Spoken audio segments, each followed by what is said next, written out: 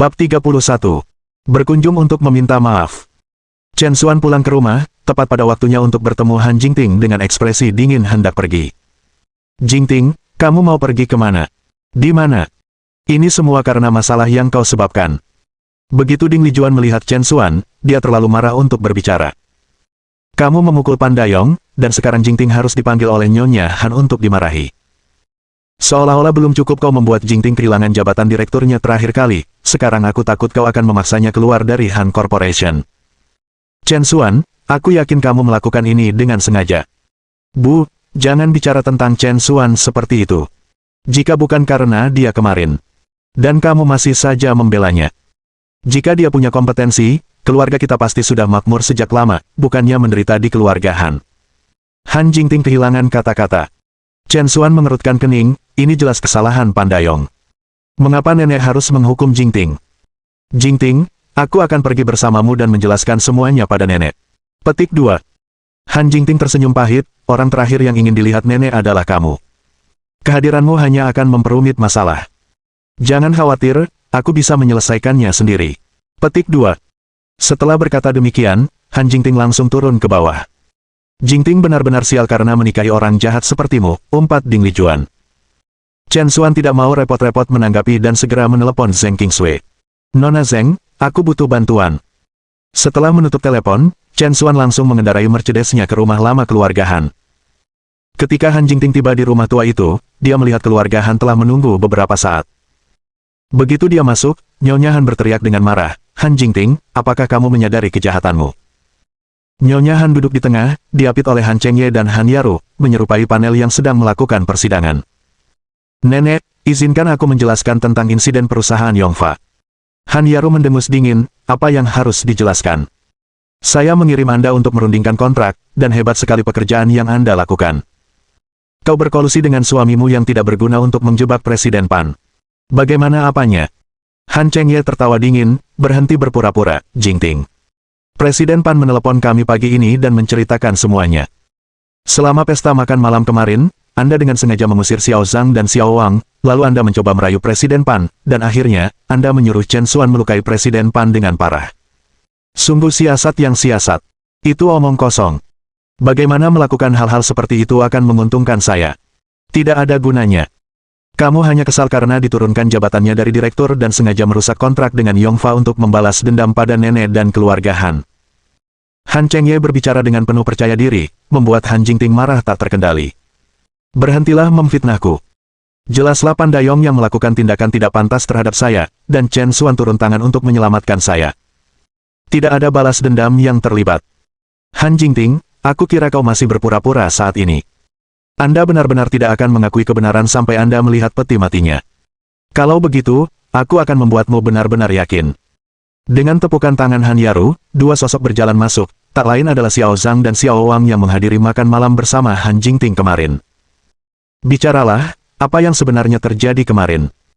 Keduanya melirik Han Jingting dan kemudian mulai berbicara, di tengah makan malam kemarin, Han Jingting menyuruh kami pergi duluan. Benar, dia bilang ada hal yang harus dibicarakan dengan Presiden Pan sendirian, dan tidak nyaman bagi kita untuk tinggal. Mendengar hal ini, tubuh Han Jingting bergetar karena marah, dan tatapannya pada Xiao Zhang dan Xiao Wang dipenuhi dengan amarah. Aku sudah memperlakukan kalian dengan baik selama ini, mengapa kalian memperlakukanku dengan buruk seperti ini? Keduanya menundukkan kepala dengan malu-malu, tetapi menjawab dengan keras kepala, meskipun Anda baik kepada kami, Presiden Han, kami tidak bisa berbohong kepada Anda, melawan hati nurani kami. Anda. Han Jingting begitu dipenuhi keluhan hingga dia tidak bisa mengucapkan sepatah kata pun. Nenek, percayalah padaku, aku dituduh secara salah. Han Jingting terjatuh berlutut. Sayangnya, Nyonya Han tetap tidak tergerak. Jingting, aku berharap dengan mencopotmu dari jabatanmu, kamu akan merenungkan tindakan keluargamu. Namun, aku tidak pernah menyangka kalian semua akan bertindak sejauh ini untuk menyeret keluarga Han bersama kalian. Nenek, cukup. Yongfa Corporation adalah klien utama kami dan kami sama sekali tidak bisa kehilangan mereka. Kau harus pergi dan meminta maaf kepada Presiden Pan sekarang juga, apapun yang diperlukan untuk mendapatkan pengampunannya dan mengamankan kontrak, atau seluruh keluargamu akan dikeluarkan dari keluarga Han. Hati Han Jingting mencelos, memintanya meminta maaf kepada Pan Dayong sama saja dengan mengirim domba ke sarang harimau. Han Chengye dan Han Yaru saling bertukar pandang dengan penuh kepuasan. Dengan senyum jenaka, Han Jingting mengejek, "Jingting, apa kau tidak terburu-buru melakukan apa yang nenek katakan?" Presiden Pan adalah orang yang sederhana dan jujur, selama Anda cukup tulus, saya yakin dia pasti akan memaafkan Anda. Ketulusan, jelas berarti Han Jingting harus mengorbankan dirinya sendiri. Han Jingting tidak percaya bahwa saudaranya sendiri dapat menyimpan kebencian seperti itu. Namun kata-kata Han Jingting didukung oleh anggota keluarga Han lainnya. "Benar sekali, cepatlah dan minta maaf. Jika dividen kami terpengaruh, Anda tidak akan mampu menanggung tanggung jawabnya. Dengan cara apapun, kita harus mengambil kembali kontrak itu." Mereka tidak peduli dengan harga yang harus dibayar Han Jingting, kepentingan mereka sendirilah yang lebih penting bagi mereka. Han Jingting benar-benar putus asa. Pada saat itu, terdengar teriakan marah dari luar pintu, "Tahukah kau bahwa ini adalah lubang api dan masih mendorong Jingting ke depan, apa kau masih manusia?" Sambil berbicara, Chen Xuan masuk dengan wajah penuh amarah. "Anda datang pada waktu yang tepat. Anda juga bertanggung jawab atas insiden kemarin. Setelah kamu pergi bersama Jingting untuk meminta maaf kepada Presiden Pan, jika kamu tidak bisa mendapatkan pengampunannya, jangan repot-repot kembali," perintah Han Chengye. Chen Xuan mendengus dingin, "Siapa dia, sampai-sampai dia pantas mendapatkan permintaan maafku? Bahkan jika seseorang ingin meminta maaf, dialah yang harus merangkak untuk meminta maaf kepadaku." Sambil tertawa terbahak-bahak, Han Yaru berkata, "Apakah kamu tahu siapa Presiden Pan? Dia bukan hanya ketua Yongfa Corporation tetapi juga orang penting di kota Huai. Anda ingin Presiden Pan meminta maaf kepada Anda? Apakah kamu sedang bermimpi? Sekalipun Presiden Pan tidak bersalah, andaikan dia memang melakukan kesalahan, apakah menurutmu, sebagai menantu keluarga Han, kau layak mendapatkan permintaan maaf dari orang penting seperti dia?" Han Chengye juga berkata dengan nada menghina. Bukan hanya mereka, bahkan Han Jingting sendiri tidak memiliki harapan seperti itu. Namun, Chen Xuan tampaknya menganggap situasi ini lucu, "Bagaimana kalau kita bertaruh? Saya yakin Pan Dayong akan datang untuk meminta maaf hari ini. Jika saya menang, posisi Jingting sebagai direktur akan dipulihkan. Jika aku kalah, seluruh keluarga kita akan meninggalkan keluarga Han untuk selamanya." Mata Han Jingting melebar tak percaya saat dia melihat ke arah Chen Xuan. Apakah orang ini masih belum puas dengan seberapa buruknya dia mengacaukan segalanya? "Hahaha, baiklah, aku akan menerima taruhanmu." Han Yaru langsung setuju. "Chen Xuan, kamu sendiri yang memilih ini. Jangan menyesalinya nanti. Hari ini, aku benar-benar ingin melihat kemampuan seperti apa yang dimiliki orang tak berguna sepertimu untuk membuat Pan Dayong datang dan meminta maaf." Han Chengye memasang ekspresi penuh harap, menunggu dengan penuh harap untuk melihat Han Jingting dan keluarganya diusir dari keluarga Han. Tetapi tepat saat dia selesai berbicara, Presiden Pan dari Yongfa Corporation telah tiba. Tepat setelah itu, Pan Dayong, dengan tubuh yang dibalut perban dan lengan yang digips, bergegas masuk dengan bantuan beberapa pengawal. "Saudara Xuan, aku datang untuk mengakui kesalahanku.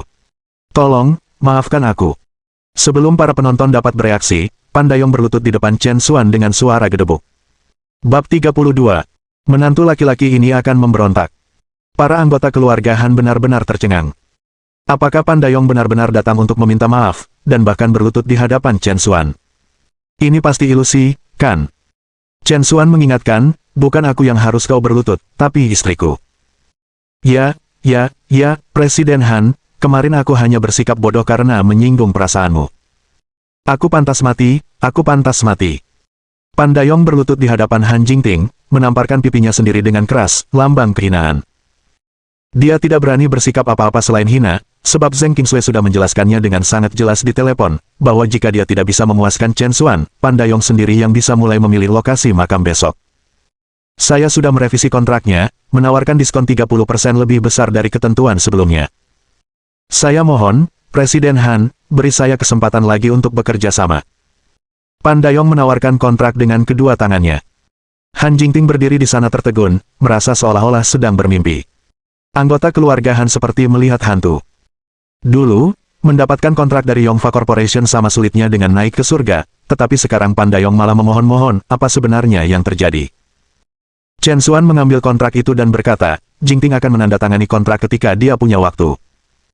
Tidak ada lagi yang bisa kau lakukan di sini, kau bisa pergi." Ya, terima kasih, Saudara Xuan." Pan Dayong bergegas keluar dari rumah keluarga Han. Melihat punggung Pan Dayong yang menjauh, sudut mulut Chen Xuan melengkung, "Sepertinya Presiden Pan tidak sesulit yang kalian katakan, ya." Anggota keluarga Han kehilangan kata-kata. Melihat Pandayong yang sombong dan angkuh berubah menjadi seperti itu adalah pemandangan yang belum pernah mereka saksikan sebelumnya. Baiklah, saya nyatakan Han Jingting akan kembali menjabat sebagai direktur penjualan mulai sekarang.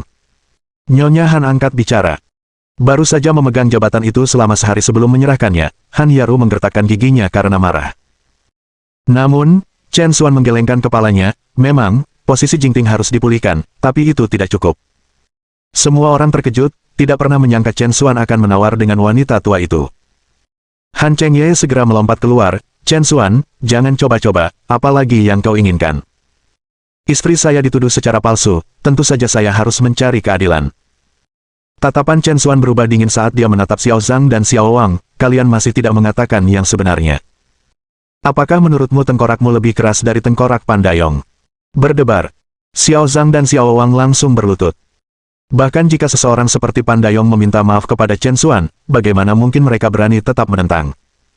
Presiden Han, ini bukan salah kami, Han Yaru lah yang memerintahkan kami.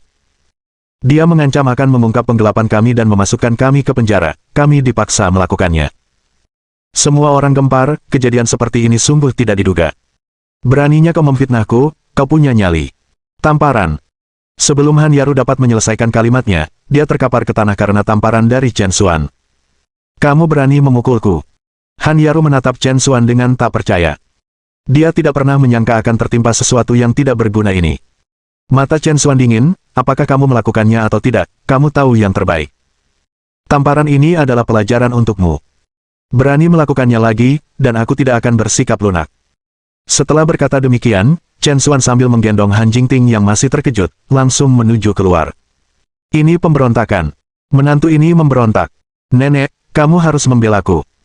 Han Yaru mulai menangis dan mengamuk sambil duduk di tanah. Nyonya Han merasa kesal, cukup, kamu juga salah, jangan ulangi lagi. Dia tak mau ambil pusing dengan konflik-konflik kecil ini, kepentingan keluarga Han adalah yang terpenting.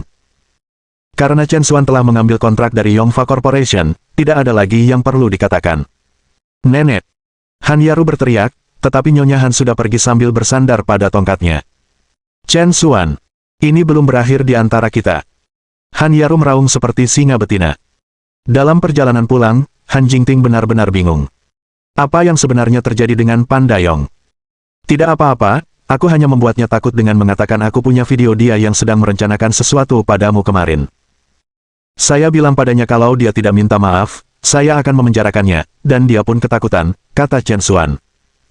Tidak percaya bahwa sesederhana itu, Han Jingting bertanya, begitu saja. Kalau tidak, menurutmu kenapa dia mau minta maaf sendiri? Han Jingting kehilangan kata-kata. Dia selalu merasa ada sesuatu yang tidak dapat dipercaya tentang kata-kata Chen Xuan, tetapi dia tidak dapat memikirkan penjelasan lain saat ini. Chen Xuan dengan cepat mengganti topik pembicaraan, besok adalah akhir pekan, dan aku berpikir untuk mengajak Xiao Yu menemui ibuku. Kamu mau ikut? Saya tidak bisa besok. Perusahaan kami sedang mengikuti pameran dagang, dan saya harus berada di sana untuk mengordinasikan berbagai hal, jadi saya mungkin tidak bisa pergi, jawab Jingting, sambil meraih tas kertas tipis di kursi belakang. Ini adalah pakaian yang aku beli untuk ibumu beberapa hari yang lalu. Tolong bawakan padanya besok. Petik 2. Chen Xuan mengenali merek itu tidak murah. Meskipun Han Jingting selalu bersikap acuh tak acuh terhadap Chen Xuan, dia tetaplah seorang menantu yang berbakti, kadang-kadang bahkan mencuci pakaian untuk ibu Chen Xuan. Sulit untuk membayangkan seseorang yang begitu manja dan lembut seperti Han Jingting dengan rela melakukan tugas kasar seperti itu. Melihat Han Jingting peduli terhadap ibunya membuat hati Chen Xuan menghangat. Mungkin inilah alasannya mengapa dia bersedia menoleransi cara keluarga Han memperlakukannya. Keesokan paginya, Chen Xuan berangkat bersama Xiao Yu untuk menemui ibunya, Su Suzhen. Su Suzhen tinggal sendirian di bagian kota tua. Meskipun rumah-rumahnya agak kumuh, rumah-rumah itu merupakan jenis yang langka yang memiliki halaman sendiri, yang lebih nyaman bagi para orang tua yang tidak terbiasa dengan gedung apartemen. Begitu mereka tiba di pintu masuk gang, Chen Xuan dapat melihat, dari kejauhan, ibunya, Su Suzhen, sudah berdiri di ambang pintu sambil memandang keluar, jelas telah menunggu lama. Nenek! Xiao Yu berlari menuju Su Suzhen seperti malaikat kecil. Su Suzhen sangat gembira dan menggendong Xiao Yu ke pelukannya. Nenek, Xiao Yu merindukanmu. Apakah kamu merindukan Xiao Yu? Aku merindukanmu, tentu saja. Nenek bermimpi tentang Xiao Yu setiap malam. Nenek sangat baik. Ini hadiahnya. Petik 2. Dengan itu, Xiao Yu mengecup pipi Su Suzhen, membuatnya tertawa tak terkendali. Melihat ibunya begitu bahagia, Chen Xuan merasakan sedikit kepahitan. Dia tahu betapa ibunya sangat menyayangi Xiao Yu, dan betapa Xiao Yu sangat senang bersama neneknya. Sayang sekali, dia yang hanya seorang menantu yang tinggal bersama keluarga istrinya, tidak berhak membiarkan ibunya bertemu Xiao Yu setiap hari, meninggalkannya sendirian di halaman rumah yang reot ini. Setiap kali teringat ibunya yang berdiri di ambang pintu sambil memandang kesendirian, Chen Xuan tak dapat menahan perasaan tercekat di tenggorokannya. Di mana Jingtingnya? Bukankah dia ikut denganmu? Tanya Su Suzhen. Dia ada urusan di perusahaannya hari ini. Ini adalah hadiah yang dia minta untuk kubawakan untukmu, kata Chen Xuan sambil menyerahkan pakaian itu. Jingting seharusnya tidak menghabiskan uang itu, kata Su Suzhen, meskipun wajahnya penuh dengan kebahagiaan. Bu, kenapa tidak mencobanya? Chen Xuan menyemangati. Xiao Yu juga ingin melihat nenek memakai baju barunya. Xiao Yu sangat bersemangat. Baiklah kalau begitu, aku akan mencobanya. Beberapa menit kemudian, Su Suzhen keluar rumah, mengenakan pakaian baru. Memang benar, pakaian mencerminkan pribadi seseorang. Su Suzhen tampak berseri-seri dalam balutan pakaiannya, dan sikapnya pun jauh lebih baik. Nenek sangat cantik, seru Xiao Yu dengan manis. Chen Xuan pun memuji, ibu memang terlihat cantik. Tidak heran dia bisa punya anak setampan aku. Su Suzhen tidak dapat berhenti tersenyum mendengar pujian dari ayah dan anak perempuannya. Baiklah, aku masih harus memasak nanti, jadi sebaiknya aku kembali saja, katanya. Namun sebelum Su Suzhen bisa kembali masuk, Chen Xuan menghentikannya, Bu, tidak perlu berganti pakaian. Ayo kita keluar untuk makan enak hari ini. Petik 2. Tanpa menunggu jawaban Su Suzhen, Xiao Yu melompat kegirangan, hebat. Kita akan makan di luar. Su Suzhen tersenyum kecut. Dia tidak ingin mengecewakan Xiao Yu, jadi dia setuju. Xiao Yu melompat keluar pintu, diikuti Chen Xuan dan Su Suzhen yang tersenyum, menyusul sosoknya yang lincah. Begitu mereka meninggalkan gang itu, Xiao Yu bersembunyi di balik mobil dan mulai bermain petak umpet dengan Chen Xuan, kedua kepangan kecilnya menyembul keluar dengan menggemaskan. Namun saat itu, mereka mendengar seseorang mengumpat dengan keras, siapa gadis kecil sialan itu? Menjauhlah dari mobilku. Bab 33 Aku benar-benar tidak mengerti. Saat sedang mengobrol, seorang pemuda berjas dengan belahan samping mendekat dengan ekspresi garang di wajahnya. Xiao Yu begitu ketakutan melihat kedatangan pihak lain hingga wajahnya menjadi pucat, dan dia terdiam sesaat di tempat. Aku berbicara padamu. Apakah kamu tuli? Cepat dan bergerak. Pria dengan belahan samping menunjuk Xiao Yu dan berteriak dengan tidak sabar sekali lagi. Jangan takut, Xiao Yu. Chen Xuan bergegas mendekat dan menggendong Xiao Yu. Xiao Yu begitu ketakutan, dan begitu dia terjun ke pelukan Chen Xuan, dia mulai menangis dengan ratapan keras. Pria berbelah samping itu melihat Chen Xuan dan ekspresi jijik terpancar di wajahnya. Apakah ini putrimu? Ayah macam apa kamu yang tidak bisa menjaga anakmu dengan baik? Jika dia menggores mobil baruku, apakah kamu sanggup membayarnya? Su Suzhen segera melangkah maju sambil tersenyum ramah dan menjelaskan, maaf, Tuan, ini salah kami karena tidak memperhatikan dan membuat Anda kesulitan. Berasal dari kalangan bawah, pikiran pertama Su Suzhen saat menghadapi masalah adalah menyalahkan dirinya sendiri. Lelaki dengan belahan samping itu melambaikan tangannya dengan tidak sabar, cukup, aku tidak punya waktu untuk membuang kata-kata denganmu. Awasi anak Anda lebih baik di masa mendatang. Kalau dia bertingkah liar lagi, hati-hati jangan sampai dia tertabrak mobil dan mati.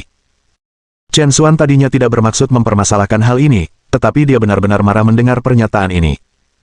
Anak itu bahkan tidak menyentuh mobilmu, apa kau harus sekejam itu? Pria dengan belahan samping langsung tersinggung, apakah aku salah? Dengan sikap putrimu yang tidak disiplin, cepat atau lambat dia pasti akan mendapat masalah. Anda. Chen Xuan begitu marah hingga ia merasa ingin memukul seseorang.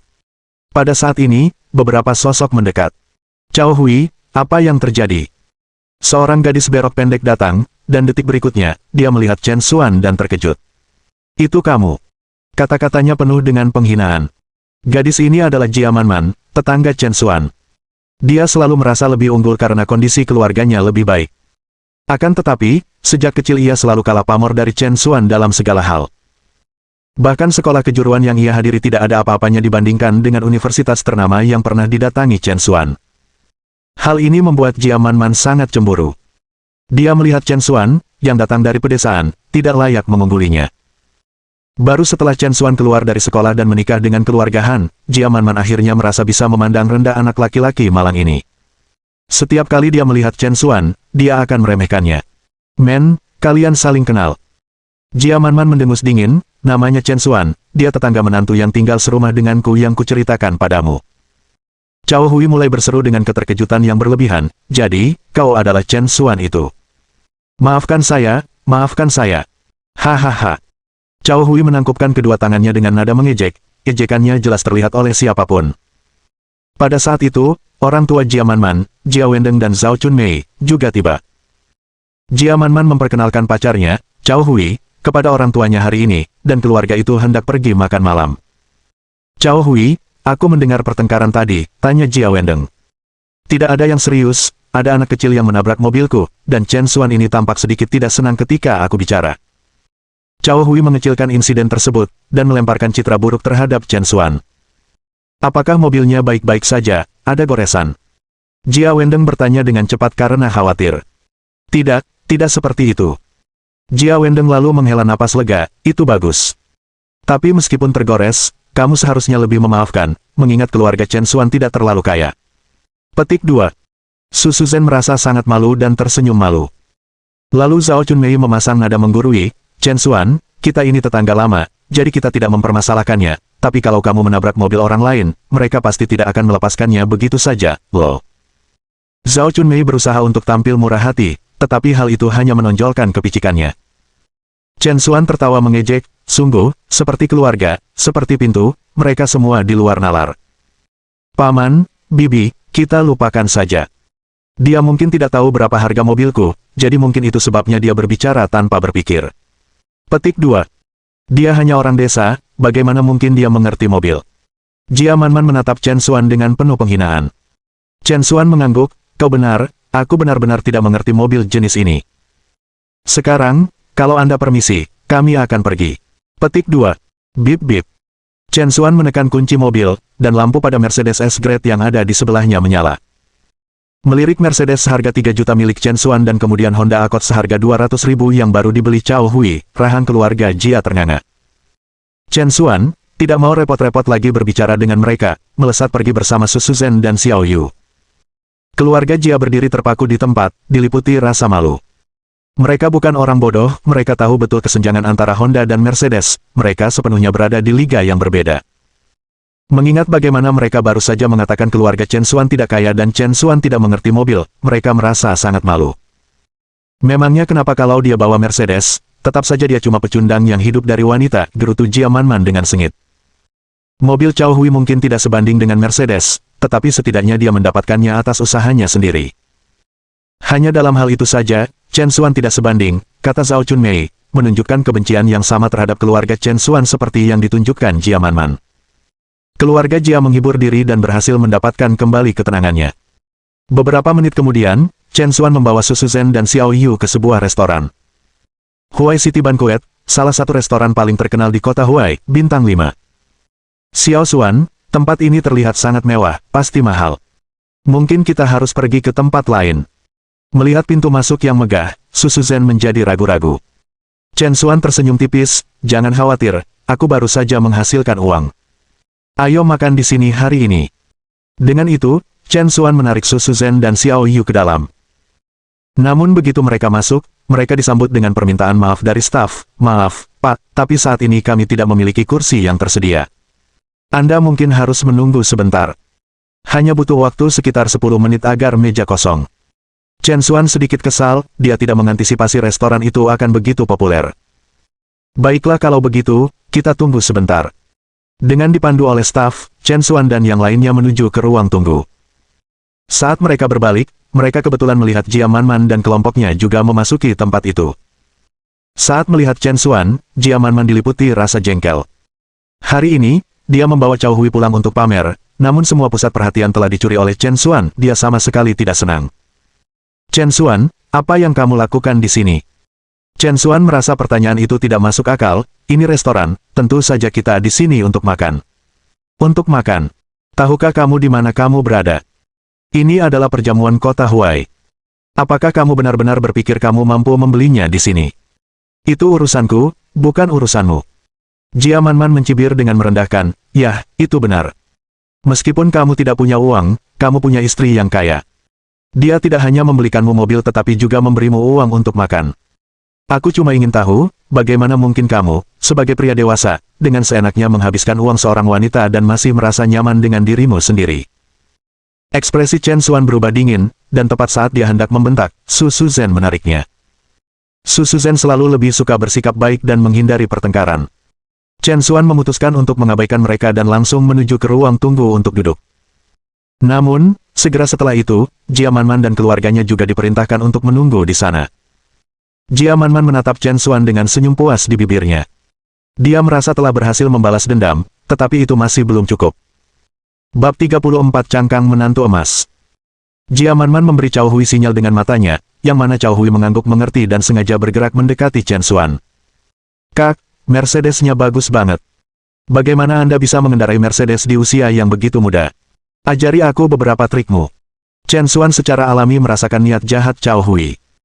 Dia tersenyum tipis dan berkata dengan sungguh-sungguh, itu mudah, asal kamu bisa menemukan istri yang tidak bermulut tajam dan kasar, kamu pasti bisa melakukannya. Setelah berkata demikian, Chen Xuan menatap penuh arti ke arah Jia Manman, membuatnya sangat marah hingga dia membanting meja dan berdiri. Siapa yang kau sebut kasar? Jangan salah paham, aku tidak sedang membicarakanmu. Lagi pula, masih belum pasti apakah kalian berdua akan menikah. Petik 2. Anda. Chen Xuan berbicara dengan ringan, yang hampir membuat Jia Manman memuntahkan darah karena marah.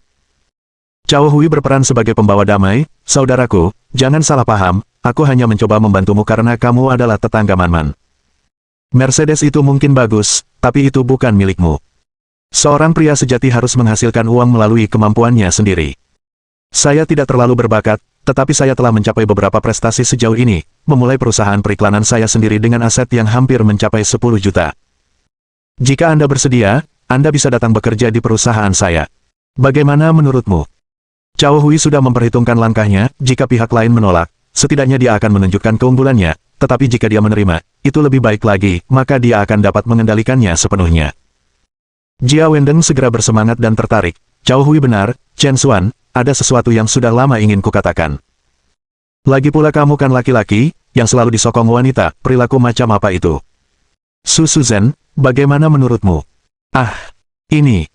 Su Suzhen yang jujur dan sederhana tiba-tiba ditanya pertanyaan ini dan tidak tahu bagaimana menjawabnya. Jia Wendeng menepuk meja, begini yang akan kita lakukan, hari ini aku akan mengambil alih. Cao Hui, saat kamu kembali, carilah sesuatu untuk dilakukan Chen Xuan. Kita harus membantu semampu kita. Paman, tenang saja, karena kita tetangga, aku pasti akan membantu dalam masalah ini. Cao Hui bertindak dengan benar. Kebetulan, perusahaan kami kekurangan petugas keamanan. Gajinya tidak seberapa, tapi saudara Chen tampaknya hanya memiliki ijazah SMA, jadi pekerjaan ini cukup cocok untuknya. Petik 2. Bagus, kalau begitu sudah diputuskan. Chen Xuan, bagaimana menurutmu? Jia Wendeng mengatur segalanya dengan jelas sebelum ingat untuk meminta pendapat Chen Xuan. Chen Xuan tersenyum pahit. Haruskah dia memberitahu keluarga Jia bahwa dia sebenarnya adalah ketua Yaoang Corporation, dengan kekayaan bersih miliaran? Bagaimanapun, mereka adalah tetangga, dan Chen Xuan merasa sebaiknya tidak melukai harga diri mereka. Tidak perlu, aku tidak membutuhkan pekerjaan ini.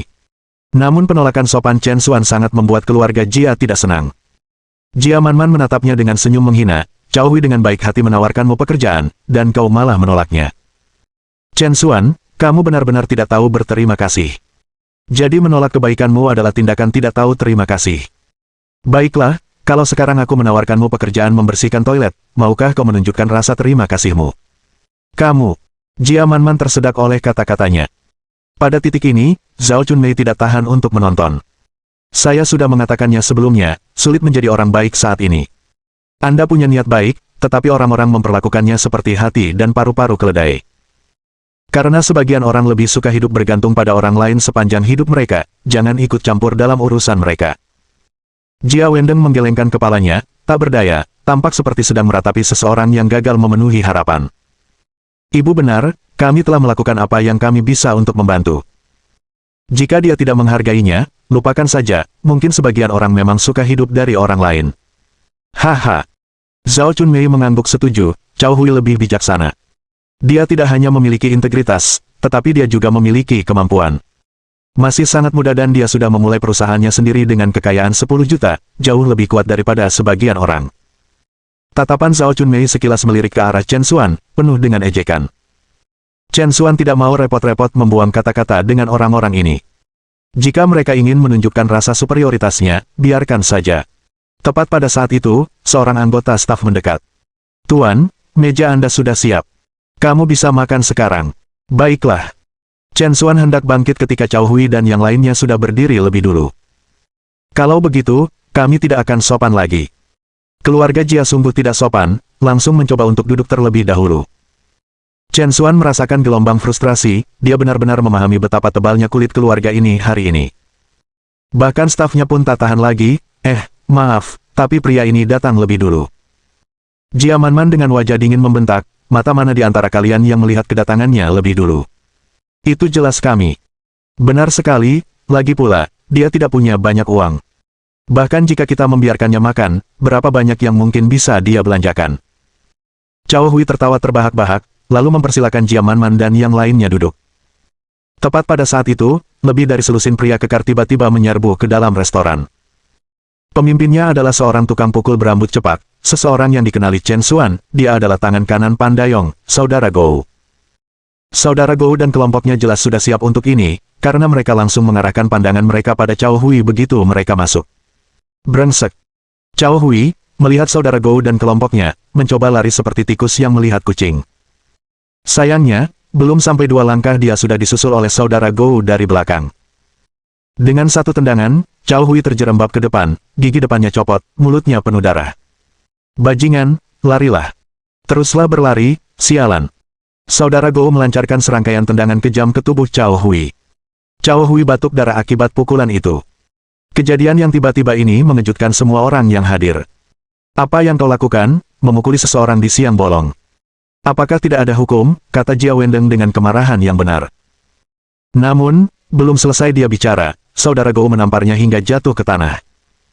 Pergi kau, bajingan tua, teruslah bicara omong kosong dan aku akan menghajarmu juga. Jia Wendeng begitu ketakutan hingga ia mundur, tidak berani mengeluarkan suara sedikit pun. Di hadapan orang-orang yang berdebat dengan akal sehat, dia bersikap berani dan percaya diri, di hadapan orang-orang yang tidak masuk akal, dia benar-benar ketakutan. Cao Hui adalah pacarku. Jika kau berani memukulnya lagi, aku akan memanggil polisi. Jia Manman memasang wajah marah yang agresif. Saudara Gou tersenyum sinis, memanggil polisi. Tentu, berandalan itu berutang lebih dari 8 juta pada kita dan tidak mau membayar. Aku ingin tahu apakah polisi akan menangkap kita atau dia. Lebih dari 8 juta. Keluarga Jia terkejut. Bukankah dia dikatakan bernilai puluhan juta? Bagaimana Anda sampai punya utang sebanyak itu? Faktanya, Cao Hui memang memiliki uang sebelumnya dan bahkan mendirikan perusahaan, tetapi karena manajemen yang buruk, perusahaan itu hampir bangkrut.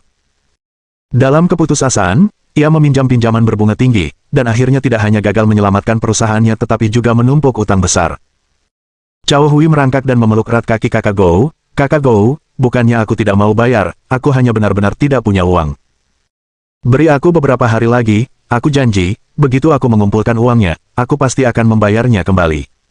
Balas dendamku. Kakak Gou menamparkan wajah Cao Hui sambil meraung, tidak punya uang dan kau masih berani membeli mobil baru. Tidak ada uang dan Anda masih berani bersantap di Huai City Banquet. Apa kau memperlakukanku seperti orang bodoh? Percaya atau tidak, aku akan melumpuhkanmu sekarang juga. Saudara Gou, aku mohon padamu, ampuni aku. Mobilku tidak dibeli, melainkan dipinjam dari seorang teman. Makanan hari ini juga dipinjam, hanya untuk dipamerkan di depan pacarku. Dalam keputusasaannya, Cao Hui menumpahkan segalanya. Keluarga Jia benar-benar tercengang. Mereka mengira telah menangkap menantu emas, tetapi ternyata tidak lebih dari cangkang kosong. Bab 35 Sang Kakak sungguh aneh. Jia Manman menjadi sangat marah dan terhina lalu menamparkan wajah Cao Hui. Bajingan, beraninya kau menipuku. Cao Hui pun merasa dirugikan, sial, kenapa kau pikir aku melakukan ini semua demi kau. Seluruh keluargamu hanyalah pendaki sosial, yang hanya peduli dengan status. Jika aku tidak punya uang, apakah kamu akan memperhatikanku? Jia Manman, yang diliputi amarah, bersama dengan Jia Wendeng dan Zhao Chunmei, mendapati diri mereka tidak mampu menyelamatkan muka. Hentikan omong kosongmu dan bayarlah, atau aku bersumpah akan mencincangmu sampai hancur. Saudara Gou, yang terkenal karena kekejamannya, telah berkecimpung dalam bisnis rentenir selama bertahun-tahun. Cao Hui begitu ketakutan hingga ia mengompol. Tiba-tiba sebuah ide terlintas di benaknya dan dia pun mencengkeram kaki Jia Manman. Wah, aku sudah menghabiskan banyak uang untukmu. Bagaimana kalau begini? Kamu berikan uangnya untukku. Kalau sudah sampai, aku pasti akan mengembalikannya kepadamu. Jia Manman berpikir dia pasti salah dengar. Cao Hui, apa kamu sudah gila? Mengapa aku harus membayar kembali uang yang kau hutangi?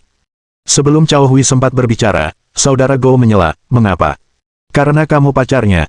Tatapan mata saudara Gou penuh nafsu menyapu Jia Manman. Meskipun karakternya buruk, tak seorang pun dapat menyangkal bahwa dia memiliki bentuk tubuh yang fantastis dan cantik, cukup untuk menarik minat saudara Gou.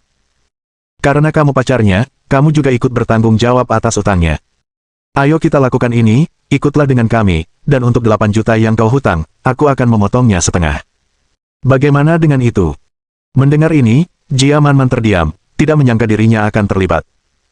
Tanpa menunggu Jia Manman menjawab, Cao Hui mengangguk bersemangat, ya, ayo kita lakukan itu. Jia Manman sangat marah hingga ia hampir meledak. Cao Hui, dasar brengsek. Bajingan. Aku pasti buta karena jatuh cinta pada sampah sepertimu. Cao Hui, untuk melunasi hutangmu kau akan menjual Manman, apa kau masih manusia? Zhao Chunmei sangat marah. Saudara Gou tidak punya waktu untuk bicara lebih lanjut, cukup omong kosongnya. Bawa gadis itu pergi. 5 atau 6 pria kekar tidak mengatakan sepatah kata pun dan menangkap Jia Manman untuk menyeretnya keluar.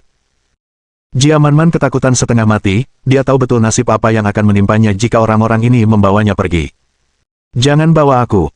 Aku putus dengannya sekarang juga, aku tidak ada hubungan apa-apa lagi dengannya, jangan bawa aku, kumohon.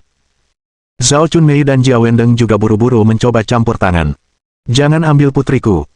Jika kau mengganggu kami akan memanggil polisi. Namun, apa yang dapat mereka berdua lakukan terhadap pria sekuat itu? Mereka ditendang menjauh begitu mereka mendekat. Menjauhlah dariku. Saudara Gou mendengus dingin, memanggil polisi, ya. Teruskan. Begitu kita menelanjangi putrimu, tidur dengannya, dan mengambil fotonya, mari kita lihat apakah kau masih berani menelepon. Mendengar kata-kata ini, keluarga Jia merasa benar-benar putus asa. Membantu. Seseorang, tolong bantu kami. Mereka berteriak di sekeliling mereka. Meski restorannya ramai, tidak ada seorang pun yang maju untuk membantu, meski banyak yang mengambil gambar. Tidak seperti pahlawan di kehidupan nyata, mereka lebih pandai memberi kuliah dari balik jarak aman internet. Saat Jia Manman hendak diseret keluar restoran, Jia Wendeng kehilangan harapan, dan Zhao Chunmei berteriak ke langit. Tepat saat itu, Su Suzhen berdiri kokoh menghalangi jalan. Beraninya kau menculik gadis sipil di siang bolong, apa tidak ada hukum yang tersisa? Su Suzhen biasanya pemalu dan biasa saja, tetapi saat itu, dia berdiri seperti seorang pejuang, penuh dengan kebenaran. Saudara Gou menatap Su Suzhen, mulutnya melengkung penuh penghinaan. Dengan ludah yang penuh kebencian, dia membentak dengan agresif, sialan, siapa perempuan tua ini yang mengira bisa ikut campur dalam urusanku? Minggir. Sambil berbicara, saudara Gou mengangkat tangannya dan memukul wajah Su Suzhen. Namun sebelum tangannya dapat menjangkaunya, saudara Gou sendiri terpental mundur karena sebuah tendangan. Keluarga Jia tercengang, mereka tidak menyangka Chen Xuan akan campur tangan di saat genting ini. Namun segera setelah itu, anggota keluarga Jia merasakan gelombang kekecewaan. Kalau saja ada orang lain yang turun tangan, semuanya akan jauh lebih baik. Sedangkan Chen Xuan, dia hanyalah orang yang tidak berguna, tidak peduli seberapa keras dia mencoba membantu, dia hanya akan memperburuk keadaan. Sialan, siapa yang berani memukulku? Mereka pasti ingin mati. Saudara Gou memegangi perutnya saat dia bangkit dari tanah, wajahnya berubah dengan niat yang ganas untuk membalas dendam. Namun saat ia melihat wajah orang di depannya, ia langsung membeku di tempat. Xuan. Saudara Xuan. Mata para anggota keluarga Jia terbelalak tak percaya. Saudara Xuan. Pria kejam dan tidak bermoral ini benar-benar memanggil Chen Xuan dengan sebutan, Saudara Xuan. Chen Xuan menatap kakak Gou dengan ekspresi dingin, berani sekali kau memukul ibuku, beraninya kau memukulku. Karena Pandayong belum mengajarimu cara berakting, aku akan mengajarimu sendiri. Tamparan. Chen Xuan mengangkat tangannya dan menamparkan wajah saudara Gou, membuatnya terjatuh ke tanah. Saudara Gou tidak hanya tidak berani melawan tetapi juga menjadi orang pertama yang berlutut di hadapan Chen Xuan dan meminta maaf. Saudara Xuan, saya tahu saya salah. Saya benar-benar tidak tahu kalau dia adalah ibu kami. Kalau aku tahu, aku tidak akan berani menyentuhnya meski aku punya 100 nyali. Tolong, Saudara Xuan, bebaskan aku. Semua orang terkejut, dan para penjahat itu juga benar-benar tercengang. Mereka masih belum begitu mengerti apa yang tengah terjadi, tetapi melihat Saudara Gou meringkuk ketakutan, mereka pun tak berani berdiri dan buru-buru berlutut juga. Keluarga Jia sangat terkejut hingga mata mereka hampir keluar dari kepala. Bukankah Chen Xuan hanyalah seorang menantu yang tidak berguna dan tidak berguna? Kapan dia memperoleh kekuasaan seperti itu? Bagaimana mereka bisa tahu bahwa bahkan Pan Dayong telah pergi menemui Chen Xuan untuk meminta maaf dan bersujud, apalagi Saudara Gou dan bawahannya? Jika aku melihat kalian semua membuat masalah lagi, aku tidak akan membiarkan kalian pergi begitu saja. Enyah. Terima kasih, Saudara Xuan. Saudara Gou dan yang lainnya merasa seolah-olah telah diberikan amnesti dan meninggalkan Jia Manman, bergegas keluar dari restoran. Manman, apakah kamu baik-baik saja? Begitu Saudara Gou dan yang lainnya pergi, Cao Hui mendekat dengan khawatir, tampaknya lupa bahwa ia baru saja mendorong Jia Manman ke dalam lubang api. Enyah. Kau membuatku jijik hanya karena berada di hadapanku. Jia Manman menamparkan wajah Cao Hui. Dia menatap Chen Xuan sekali lagi. Ekspresi wajah Chen Xuan tenang dan tidak terganggu, yang mana semakin menambah rasa malu dan terhina Jia Manman. Dia selalu merasa lebih unggul di hadapan Chen Xuan, tetapi hari ini, seluruh martabat dan rasa superioritasnya diinjak-injak di bawah kakinya. Jia Manman berbalik dan berlari keluar restoran, diikuti oleh Cao Hui dan Jia Wendeng. Restoran segera kembali tenang, dan Chen Xuan membawa Su Shuzhen dan Xiao Yu ke tempat kosong untuk duduk. Ini adalah pertama kalinya dia membawa ibunya ke tempat makan yang begitu mewah, jadi tentu saja, Chen Xuan tidak menahan diri, memesan meja yang penuh dengan hidangan lezat yang membuat Xiao Yu sangat senang. Namun tidak lama kemudian, wajah Xiao Yu dipenuhi kebingungan saat dia menunjuk beberapa pelanggan yang berjalan masuk di pintu masuk. Nenek, adikmu itu terlihat aneh sekali. Aneh? Apa yang aneh tentang dia? Su Shuzhen tengah menaruh makanan ke dalam mangkuk Xiao Yu sambil bertanya dengan santai. Kenapa kakak itu menggendong kakek tua di punggungnya, dan kakek tua itu terlihat sangat garang? Xiao Yu tampak agak takut dan mengecilkan lehernya. Su Shuzhen mendongak dan tersenyum tak berdaya. Anak bodoh, apakah kamu melihat sesuatu? Saya tidak melihat kakek tua. Tapi Xiao Yu bersikeras, tapi ada satu. Chen Xuan mengira Xiao Yu hanya bertingkah konyol, tetapi saat dia mendongak, dia langsung menegang. Memang tidak ada kakek tua itu, tetapi ia melihat aura hitam aneh yang menyelimuti di belakang anak kecil itu. Bab 36. Masih ada harapan untuknya. Chen Xuan tahu betul bahwa aura gelap itu bukanlah sesuatu yang baik. Dikombinasikan dengan pepatah umum bahwa anak-anak terkadang dapat melihat hal-hal yang tidak dapat dilihat orang dewasa, Chen Xuan langsung mengerti segalanya. Hal seperti itu muncul di siang bolong, dan pada seorang anak kecil, Chen Xuan merasa perlu untuk campur tangan. Jadi, sambil mencari alasan untuk pergi ke kamar kecil, dia mengikuti anak itu. Tak lama kemudian, Chen Xuan menemukan anak laki-laki itu di kamar pribadi di lantai 2, bersama orang tua anak itu. Tanpa banyak berpikir, dia langsung mendorong pintu dan masuk. Apakah kamu butuh sesuatu? Ayah anak laki-laki itu, melihat Chen Xuan tiba-tiba masuk, bertanya dengan bingung. Halo, nama saya Chen Xuan, dan ada sesuatu yang menurut saya perlu saya peringatkan kepada Anda, katanya. Memperingatkan kami tentang apa? Chen Xuan kemudian menceritakan rincian tentang aura gelap. Akan tetapi, setelah mendengarkan cerita Chen Xuan, kedua orang tua anak itu memutar bola mata mereka, tak dapat berkata apa-apa. Ibu anak laki-laki itu memarahi dengan tajam, aku mengerti sekarang, kamu pasti penipu. Tahukah kamu siapa suamiku? Dia Direktur Shen Zizuan dari Biro Industri dan Perdagangan Kota Huai. Kau punya nyali untuk mencoba menipu kami. Kamu harus sangat berani. Chen Xuan tidak bisa menahan senyum pahit, saya bukan penipu. Semua yang kukatakan padamu itu benar. Shen Zizuan mendengus dingin dan berkata dengan sangat tegas, anak muda, dengan segala kemudahanmu, mengapa tidak mempelajari sesuatu yang layak sebagai ganti trik-trik ini? Percayalah, aku tidak percaya sepatah kata pun apa yang kau katakan. Lebih baik pergi sekarang. Tepat sekali, Xiao Hai kecil kita baik-baik saja, dan beraninya kau bilang dia sakit, aku rasa kaulah yang sakit. Tidak hanya diperlakukan sebagai penipu tetapi juga dimarahi karena sakit, Chen Xuan benar-benar tidak ingin ambil pusing lagi. Namun, dia tetap mendesak, apa yang kukatakan itu benar. Putramu mungkin baik-baik saja untuk saat ini, tetapi begitu benda itu beradaptasi, jika terjadi kesalahan, itu bisa menimbulkan masalah besar. Namun, begitu Chen Xuan selesai berbicara, ibu anak itu, Sun Qin, dengan marah menyiramkan secangkir air ke seluruh tubuh Chen Xuan. Penipu jahat, kami tidak akan tertipu oleh tipuanmu. Dan kau bahkan berani mengutuk anakku, apa kau benar-benar mengira kita mudah diganggu? Wajah Shen Zizuan pun menjadi gelap, aku peringatkan kau, keluar sekarang juga, atau dengan satu panggilan telepon saja, aku bisa memasukkanmu ke penjara. Dipahami. Saat dia berbicara, Chen Xuan didorong keluar ruangan, dan pintu dibanting menutup di belakangnya. Melihat pintu terkunci, Chen Xuan dipenuhi dengan ketidakberdayaan. Saat pintu tertutup, dia menatap Xiao Hai.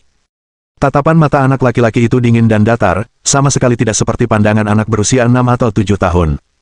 Ini tentu saja bukan pertanda baik.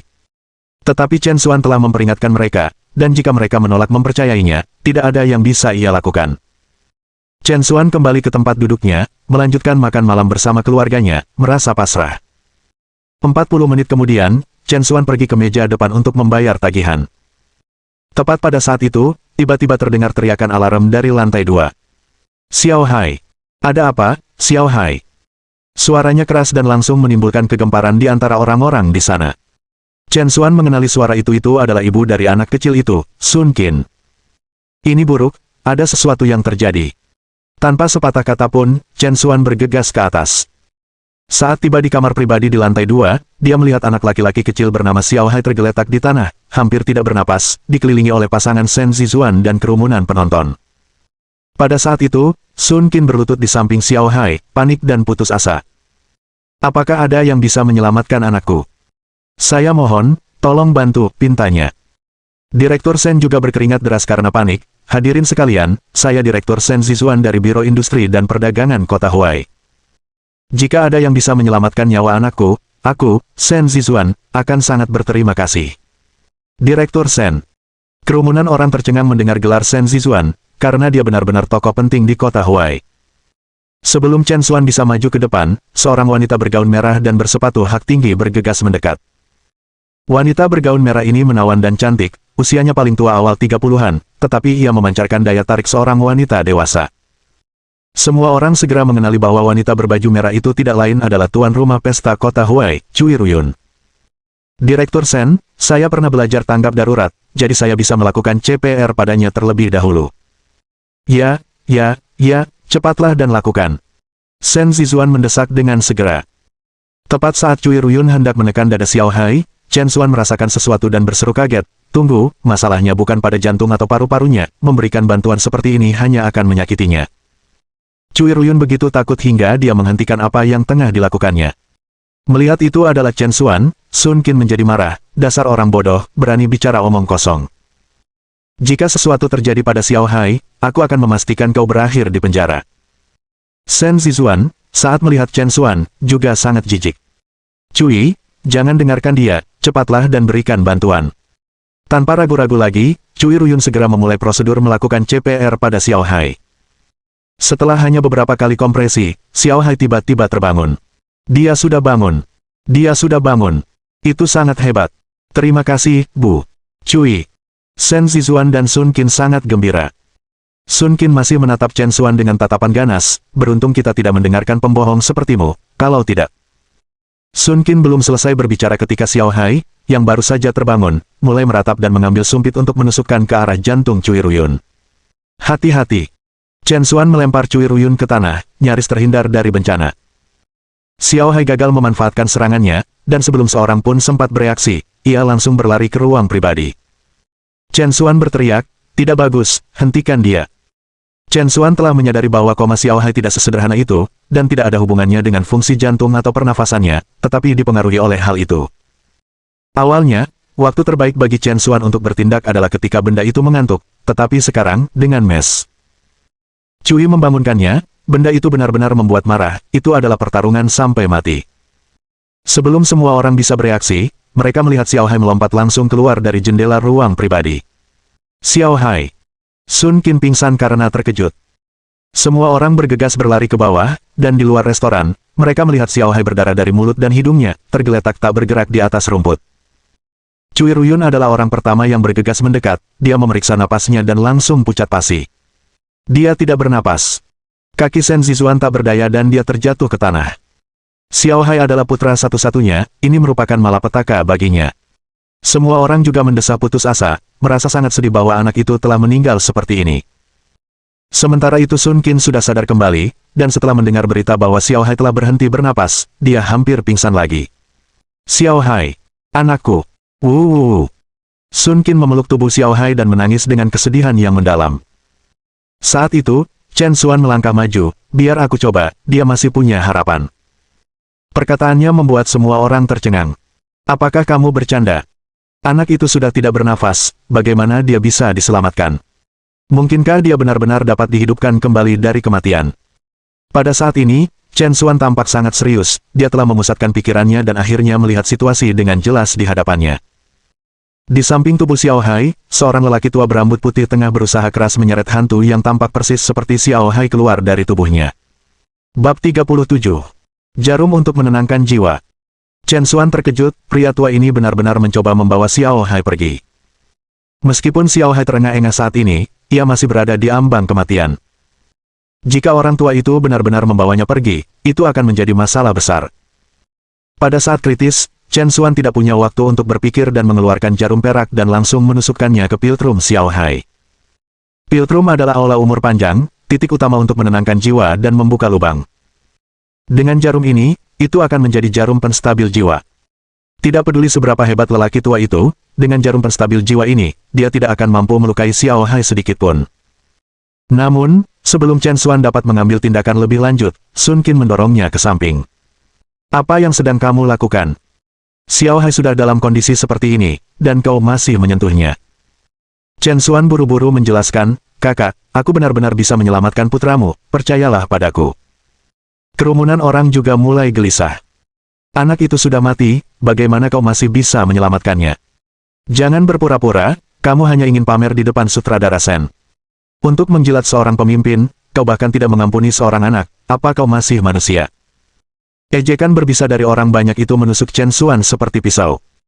Wajah Sen Zizuan berubah pucat saat dia mencengkeram keras Chen Xuan, biarkan aku katakan padamu, dengan sikapmu itu, haus akan kesuksesan cepat, aku tidak akan mengingat hal baik apapun tentangmu. Jika kau berani menyentuh anakku lagi, aku tidak akan bersikap sopan. Chen Xuan tidak ingin membuang-buang napasnya. Jarum penstabil jiwa hanya dapat menekan situasi untuk sementara. Penundaan lebih lanjut, dan begitu jarum penstabil jiwa kehilangan efeknya, semua usahanya akan sia-sia. Aku telah menyinggungmu. Chen Xuan mendorong Sen Zizuan menjauh dan sambil mengayunkan ranting willow yang baru saja dipatahkannya, dia mengayunkannya ke tubuh Xiao Hai. Jepret, jepret, jepret. Melihat ini, mata Sen Zizuan menjadi merah karena marah. Kematian putranya telah meninggalkannya dalam kesedihan yang mendalam, dan sekarang orang ini tidak kenal ampun, ia benar-benar mencambuk mayat. Itu benar-benar jahat. Aku akan membunuhmu. Akan tetapi, saat Sen Zizuan menyerbu ke depan, dia melihat aliran kabut hitam keluar dari tubuh Xiao Hai, dan seketika menghilang. Sen Zizuan merasakan hawa dingin di tulang punggungnya, karena pada saat itu, dia dengan jelas melihat wajah tua di dalam kabut hitam. Hampir pada waktu yang sama. Batuk-batuk. Xiao Hai yang seharusnya sudah mati, tiba-tiba terbatuk 2 kali. Xiao Hai. Sun Qin dengan gembira, menggendong Xiao Hai dalam pelukannya. Seluruh kerumunan tercengang. Kembali dari kematian. Dia benar-benar kembali dari kematian. Sen Zizuan tidak dapat mempercayai semuanya, namun fakta yang sangat kuat ada di hadapannya, dan dia tidak dapat menahan diri untuk mempercayainya. Mengingat kabut hitam dan wajah tua itu, Sen Zizuan akhirnya mengerti bahwa Chen Xuan bukanlah penipu, tetapi memiliki niat baik. Dermawan, terimalah penghormatanku, kata Sen Zizuan sambil berlutut di hadapan Chen Xuan. Sun Qin yang menggendong Xiao Hai juga berlutut. Anak muda, aku salah paham barusan, aku minta maaf. Chen Xuan buru-buru membantu mereka berdiri, tidak perlu, yang penting anak itu baik-baik saja. Tapi aku masih belum begitu mengerti, apa yang sebenarnya terjadi pada Xiao Hai barusan. Segala sesuatu yang baru saja terjadi terlalu aneh untuk dipahami Sen Zizuan. Di tengah kerumunan, Chen Xuan membawa Sen Zizuan ke sudut sebelum dia mulai berbicara perlahan. Saya ingin bertanya dulu, apakah kamu baru-baru ini membawa Xiao Hai ke tempat-tempat seperti kuburan? Aku tidak berpikir begitu. Sun Qin langsung membantah. Namun, Sen Zizuan teringat sesuatu, kita belum pernah ke kuburan manapun, tapi hari ini dalam perjalanan pulang dari pedesaan, Xiao Hai bilang dia perlu buang air kecil, jadi aku membawanya ke pinggir jalan. Di dekatnya, tampak beberapa kuburan terbengkalai. Mungkinkah? Sebelum Xiao Hai pingsan, apakah ada perilaku yang tidak normal? Ada. Sun Qin sangat yakin, tepat setelah makanan disajikan, Xiao Hai mulai makan seperti orang gila, bahkan menghabiskan semua hati babi yang biasanya dia benci. Seolah-olah dia tidak makan selama berhari-hari. Chen Xuan mengangguk, benar. Saudara Chen, apa yang sebenarnya terjadi? Chen Xuan kemudian membagikan analisisnya. Orang tua itu pasti menempel pada Xiao Hai ketika anak itu buang air kecil di pinggir jalan, dan orang tua itu pasti kekurangan makanan sebelumnya, itulah sebabnya dia makan dengan lahap melalui Xiao Hai. Setelah makan sampai kenyang, lelaki tua itu tertidur, tetapi Sun Qin dan yang lainnya mengira itu koma. Justru karena dia menyadari hal ini, Chen Xuan menghentikan Cui Ruyun melakukan CPR saat itu. Meskipun lelaki tua itu tidak berbahaya saat pingsan, kebenciannya akan sangat besar saat dia bangun, yang akhirnya menyebabkan Xiao Hai terjatuh dari gedung. Saat itu, semua orang mengira Xiao Hai sudah meninggal, tetapi ternyata, itu hanya lantai 2, dan pendaratannya berada di sabuk hijau, jadi kemungkinan terjadinya cedera fatal pada tubuh sangat kecil, itulah sebabnya Chen Xuan yakin bahwa Xiao Hai bisa diselamatkan. Setelah mendengarkan penjelasan Chen Xuan, Shen Zizuan dan Sun Qin tiba-tiba menyadari. Kami tidak pernah menyangka bahwa kami telah salah mengira orang bijak sebagai penipu. Saudara Chen, kami benar-benar minta maaf. Chen Xuan melambaikan tangannya, wajar jika kamu tidak percaya padaku dalam situasi seperti itu. Meskipun kondisi Xiao Hai sebagian besar baik-baik saja, tetap lebih baik memeriksakannya ke rumah sakit. Petik 2. Juga, kapanpun Anda punya waktu, ingatlah untuk membakar sejumlah uang kertas di pinggir jalan itu. Hal itu seharusnya dapat mencegah timbulnya masalah lebih lanjut. Petik 2. Terima kasih, Saudara Chen. Shen Zizuan mengepalkan tangannya, kita akhiri saja hari ini. Setelah aku menyelesaikan masalah Xiao Hai, aku pasti akan menemukan cara untuk berterima kasih padamu dengan benar. Setelah mengucapkan selamat tinggal kepada Shen Zizuan, Chen Xuan ingat bahwa dia belum melunasi tagihannya. Namun ketika dia sampai di meja depan, dia diberitahu bahwa tagihannya sudah dibayar. Apakah ada kesalahan? Siapa yang membayarnya? Itu aku. Berbalik, Chen Xuan melihat sosok tinggi mengenakan gaun merah berdiri di belakangnya, tidak lain adalah pemiliknya, Cui Ruyun. Saya adalah pemilik tempat ini. Bolehkah saya bertanya bagaimana cara menyapa Anda? Wajah Cui Ruyun berseri-seri bagai buah persik, matanya berkilau lembut, memancarkan daya tarik seorang wanita dewasa. Namaku Chen Xuan. Halo, Tuan. Tuan Chen, senang bertemu dengan Anda. Cui Ruyun mengulurkan tangannya dengan ramah. Chen Xuan mengulurkan tangannya sebagai balasan dan langsung merasakan kelembutan yang licin. Harus dikatakan bahwa wanita ini dirawat dengan sangat baik, kulitnya praktis mengandung air. Tetapi Chen Xuan tidak berani berpikiran yang tidak-tidak dan menjabat tangannya pelan sebelum cepat-cepat melepaskannya. Cui Ruyun tersenyum tipis, menyadari bahwa banyak sekali pria di kota Huai yang ingin mendekatinya. Tetapi lelaki di hadapannya ini tidak menunjukkan perilaku yang tidak pantas, setidaknya memenuhi syarat sebagai seorang pria sejati. Terima kasih kepada Tuan. Berkat campur tangan Tuan Chen barusan, saya terhindar dari malapetaka, dan itu juga berkat Tuan. Chen, aku tidak merasa bersalah terhadap Xiao Hai seumur hidupku. Jadi, berikan aku makanan ini. Bagaimana aku bisa menerima ini? Tidak perlu malu, terimalah ini, Tuan. Chen, kalau tidak, Ruyun akan merasa bersalah. Petik 2. Melihat kegigihan Cui Ruyun, Chen Xuan merasa sulit untuk menolak lebih jauh, kalau begitu aku akan menerima tawaranmu yang baik hati. Terima kasih, Tuan. Chen, karena telah memberi saya kehormatan ini. Lebih-lebih lagi. Cui Ruyun menyerahkan sebuah kartu kepada Chen Xuan, ini adalah kartu platinum dari perusahaan Yunsan kami, yang mencakup restoran, hotel, KTV, dan tempat hiburan lainnya di bawah naungan kami. Selama Anda menggunakan kartu platinum ini untuk berbelanja di tempat manapun di bawah naungan Yunsan Corporation, Anda akan mendapatkan perlakuan yang paling istimewa. Itu adalah isyarat kecil, jadi mohon jangan menolaknya, Tuan. Chen. Petik 2. Chen Xuan agak terkejut, ia mengira Cui Ruyun hanyalah pemilik perjamuan kota Huai, tetapi ternyata status keuangannya jauh lebih besar dari yang ia bayangkan. Bab 38. Aku sudah cukup baik. Setelah meninggalkan perjamuan kota Huai, Chen Xuan mengantar Su Shuzhen dan Xiao Yu kembali ke rumah. Ayah, apakah pria tua itu pergi lebih awal? Saya tidak melihat adik muda itu ketika dia keluar. Petik 2. Dalam perjalanan, Xiao Yu bertanya dengan rasa ingin tahu dari kursi belakang. Chen Xuan berhenti sejenak, dia pasti pergi lebih awal. Xiao Yu mengangguk dan tidak berkata apa-apa lagi, terus bermain dan bercanda dengan Su Shuzhen. Melihat Xiao Yu di kaca spion, Chen Xuan merasa agak emosional, tampaknya bahkan dunia anak-anak tidak sesederhana itu.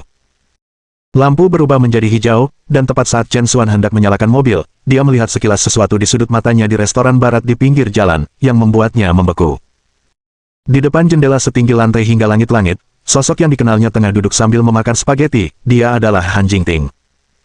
Chen Xuan bertanya-tanya, bukankah Han Jingting mengatakan dia akan pergi ke pameran dagang hari ini?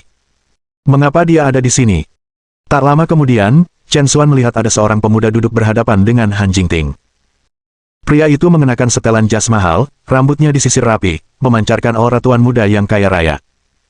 Mengenali wajah pria itu dengan jelas, Chen Xuan segera mengerutkan kening. Meng Junchen. 6 tahun lalu, sebelum Chen Xuan menikah dengan keluarga Han dan menikah dengan Han Jingting, dia adalah pengagum berat Han Jingting. Namun, sejak Han Jingting menikah dengan Chen Xuan, Meng Junchen menghilang dari dunianya, dan dilaporkan pergi ke luar negeri. Selama bertahun-tahun ini, Chen Xuan tidak pernah lagi melihatnya di dekat Han Jingting, tetapi tanpa diduga, disinilah dia hari ini. Dan dia bersama dengan Han Jingting. Di depan jendela yang membentang dari lantai sampai ke langit-langit, Meng Junchen bersikap layaknya seorang pria sejati, menyerahkan potongan daging steak yang rapi kepada Han Jingting, yang tersenyum mengucapkan terima kasih, sementara matanya dipenuhi dengan intensitas yang membara. Adegan yang begitu lembut, namun menggugah berbagai emosi yang rumit dalam diri Chen Xuan. Dia ingin percaya bahwa tidak ada apa-apa antara Han Jingting dan Meng Junchen, tetapi baru kemarin, dia mengatakan kepadanya bahwa dia harus menghadiri pameran dagang dan bahkan tidak punya waktu untuk menemaninya menemui ibunya. Namun, disinilah dia, makan malam dengan pria lain. Kenyataan pahit di depan matanya membuat Chen Xuan sulit untuk tidak berpikir lebih banyak. Dengan amarah yang membuncah di hatinya, Chen Xuan hendak menepi dan menyerbu ke restoran untuk menghadapi Han Jingting. Tapi pada saat itu, bip bip bip. Mobil-mobil di belakangnya membunyikan klakson dengan tidak sabar. Ayah, lampunya hijau, giliran kita bergerak, Xiao Yu yang duduk di belakang, mengingatkannya dengan bijaksana. Baru pada saat itulah Chen Xuan tersadar, menyadari bahwa Xiao Yu ada bersamanya. Terlepas dari apakah Han Jingting tidak bersalah atau tidak, Chen Xuan tidak ingin putrinya menyaksikan kejadian yang tidak menyenangkan. Oh, oke. Sambil melirik pasangan di dekat jendela untuk terakhir kalinya, Chen Xuan menyalakan mobil dan melaju pergi tanpa menoleh ke belakang. Sementara itu, di dalam restoran. Jingting, steak di sini cukup enak, semuanya dikirim melalui udara dari Australia, kamu harus mencobanya, kata Meng Junchen. Tidak dapat disangkal bahwa Meng Junchen, yang berasal dari keluarga kaya, baik dalam cara berpakaiannya, sikap dan percakapannya, atau seleranya terhadap barang-barang mewah, memang menampilkan citra seorang pria terhormat yang sangat berkelas. Han Jingting menerima steak itu, tersenyum sopan, terima kasih. Kenapa kau bersikap begitu formal padaku, kata Meng Junchen sambil tersenyum ramah, sama sekali tidak menganggap dirinya orang luar. Han Jingting memaksakan senyum, jelas-jelas sedang sibuk. Dia memang sibuk dengan pameran dagang hari ini, tetapi setengah jam yang lalu, dia menerima telepon dari ibunya, Ding Lijuan, yang memerintahkannya untuk segera datang ke Bali Western Restaurant, dengan alasan dia sedang dalam masalah besar. Khawatir pada Ding Lijuan, Han Jingting segera meninggalkan pekerjaannya dan pergi ke sana. Yang mengejutkannya, itu adalah alarm palsu. Ding Lijuan hanya ingin menjodohkannya dengan Meng Junchen, menggunakan tipu muslihat untuk membawanya ke sana. Han Jingting berbalik untuk pergi, tetapi tidak berdaya melawan ancaman Ding Lijuan dan dengan enggan setuju untuk menghabiskan makanannya. Han Jingting melirik arlojinya, dia sudah keluar cukup lama. Maaf, tapi saya harus segera kembali bekerja. Apakah ada hal lain yang ingin Anda bicarakan selain makan? Kalau tidak, saya harus pergi, katanya. Tentu saja aku mau. Meng Junchen meletakkan pisau dan garpunya, ekspresinya serius, Jingting, kamu tahu bagaimana perasaanku padamu. Bertahun-tahun di luar negeri, tiada sedetik pun aku tak memikirkanmu. Sebenarnya, aku kembali dari luar negeri karena aku ingin bersamamu. Han Jingting mendesah tak berdaya, Meng Junchen, aku menghargai perasaanmu, tapi aku sudah menikah, jadi tidak ada kemungkinan di antara kita. Meng Junchen mencibir, aku sudah mendengarnya dari bibi. Selama 6 tahun ini, Chen Xuan tampaknya tidak melakukan apapun kecuali pekerjaan rumah dan mengurus anak-anak, dia tidak bisa melakukan apapun lagi, bahkan uang sakunya pun berasal dari Anda. Seorang pemuda tampan yang hidup dari seorang wanita bahkan tidak bisa dianggap sebagai seorang pria. Bagaimana mungkin dia bisa membuatmu bahagia? Melihat Han Jingting terdiam, Meng Junchen mengira kata-katanya telah menyentuh hatinya dan segera memanfaatkannya. Jingting, 6 tahun lalu, kamu bilang aku tidak cukup baik, bukan tipemu. Apakah Chen Xuan benar-benar yang kamu inginkan? Selama bertahun-tahun di luar negeri, saya bekerja tanpa lelah untuk meningkatkan diri, semua itu demi memenuhi standar Anda sebagai pasangan. Sekarang, saya adalah direktur penjualan untuk wilayah Yan Country di Norway International Pharmaceutical Corporation, dengan gaji tahunan sebesar 3 juta. Jingting, aku sudah cukup baik sekarang. Aku harap kau akan menceraikan pria tak berguna itu dan memberi kita kesempatan. Saat Meng Junchen berbicara, dia mengulurkan tangan untuk memegang tangan Han Jingting. Namun sebelum sentuhannya mendarat, Han Jingting segera menarik tangannya. Meng Junchen, kamu salah paham. Apa yang selalu saya maksud dengan keunggulan, bukanlah seperti yang Anda pikirkan. Selain itu, Chen Xuan dan saya sekarang memiliki seorang putri. Bahkan demi Xiao Yu, aku tidak akan pernah menceraikannya. Jadi, tolong berhenti membuang-buang waktumu untukku mulai sekarang. Dengan itu, Han Jingting berdiri untuk pergi. Jingting, dengarkan aku. Meng Junchen mulai mengatakan sesuatu, tetapi telepon Han Jingting tiba-tiba berdering. Itu dari perusahaan. Halo, Xiao San, apa kabar? Suara asisten Yang San penuh dengan urgensi. Presiden Han, ini buruk, barang-barang kami telah ditahan oleh Biro Perdagangan dan Industri. Barang batch yang mana? Semua barang telah ditahan. Apa? Hati Han Jingting mencelos. Pada pameran dagang hari ini, Han Jingting telah mendapatkan banyak pesanan untuk Han Corporation, senilai hampir 1 miliar. Sesuai kontrak, pesanan tersebut harus dikirim dalam waktu 3 hari. Tetapi betapa terkejutnya dia, hal seperti itu terjadi pada saat kritis ini. Presiden Han, jika kita tidak dapat mengirimkan barang dalam waktu 3 hari, itu akan menjadi pelanggaran kontrak. Berdasarkan kontrak, dendanya 5 kali lipat jumlahnya. Apa yang harus kita lakukan sekarang? Dendanya paling sedikit 5 miliar. Asisten muda, Yang San, hampir menangis karena cemas. Namun Han Jingting, yang berpengalaman dalam dunia bisnis, tetap tenang. Jangan panik. Aku sedang dalam perjalanan kembali untuk menanganinya sekarang. Bab 39. Kau berani mengajariku apa yang harus dilakukan? Maaf, ada urusan di perusahaan, saya harus pergi. Setelah berkata demikian, Han Jingting langsung berbalik dan pergi. Jingting, aku ikut denganmu. 40 menit kemudian, Han Jingting telah kembali ke Han Corporation, dan Meng Junchen mengikutinya. Begitu mereka tiba di gudang, mereka melihat bahwa seluruh pintu gudang telah disegel dengan lakban. Di mana mereka? Setelah mereka memasang segel, mereka pergi begitu saja. Mereka juga bilang kalau berani kirim barang tanpa izin, itu ilegal dan bisa masuk penjara. Asisten Yang San sampai menitikkan air mata karena cemas. Mengapa mereka menyegel barang kami? Apa alasannya? Yang San menundukkan kepalanya, tampak sangat sedih. Mereka mengatakan prosedur persetujuannya tidak lengkap. Han Jingting sangat marah, karena dia sendiri yang menangani prosedur persetujuan saat itu, jadi bagaimana mungkin ada masalah. Han Jingting bertanya dengan dingin, siapa yang menyegel barang itu? Setengah jam kemudian, Han Jingting tiba di kantor administrasi bisnis. Halo, saya ingin bertemu Kapten Wong Chao. Han Jingting sudah bertanya, orang yang memimpin tim menyegel barang mereka adalah pria bernama Wong Chao. Seorang staf perempuan di pintu menatap Han Jingting dengan pandangan meremehkan dan berkata dengan ringan, Kapten Wong, kami sedang sibuk. Apakah Anda punya janji? Kalau tidak, Anda mungkin ingin kembali lagi lain hari. Tapi kami benar-benar punya sesuatu yang sangat penting yang membutuhkan perhatian Kapten Wong. Wanita itu mendengus dingin, masalah apa yang tidak penting bagi mereka yang datang ke sini? Apakah Anda pikir Anda datang berkunjung begitu saja tanpa alasan? Lucu sekali. Bagaimana kau bisa berbicara kepada orang seperti itu? Han Jingting mengerutkan kening. Wanita itu bersikap agresif, bagaimana aku bicara? Jika kamu tidak suka mendengarkanku, kamu bisa pergi. Anda. Han Jingting begitu marah hingga wajah cantiknya berubah menjadi merah padam. Meng Junchen dengan cepat menarik Han Jingting ke samping, Jingting, jangan marah, serahkan saja padaku. Setelah itu, Meng Junchen menghampiri wanita itu sambil tersenyum dan berpura-pura menjadi seorang pria sejati. Cantik, kami benar-benar punya urusan penting dengan Kapten Wong, bisakah kau membantu kami?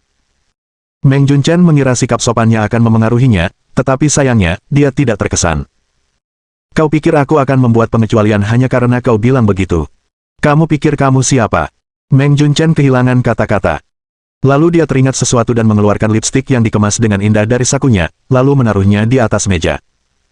Lipstik ini awalnya dimaksudkan sebagai hadiah untuk Han Jingting, bernilai puluhan ribu, tetapi sekarang tampaknya lebih penting untuk menyelesaikan masalah ini. Cantik, seseorang secantik kamu pasti mau menolong orang lain. Bisakah Anda membantu kami? Saat melihat merek lipstik, mata wanita itu langsung berbinar. Lipstik seharga puluhan ribu setara dengan gaji tahunannya. Baiklah, aku akan masuk dan menanyakanmu. Setelah berkata demikian, wanita itu lalu mengantongi lipstik tersebut. Sesaat kemudian, wanita itu keluar dengan ekspresi muram. Kapten Wong bilang dia terlalu sibuk untuk menemuimu sekarang. Kamu harus menunggu. Meng Junchen ingin mengatakan sesuatu, tetapi wanita itu mengabaikannya, mengeluarkan lipstik dan langsung mengoleskannya ke bibirnya, sehingga Meng Junchen tidak punya kesempatan untuk mengambilnya kembali. Hai, Anda. Meng Junchen sangat frustrasi hingga ia hanya bisa menerima nasib buruknya. Han Jingting tidak punya pilihan selain menunggu di ambang pintu.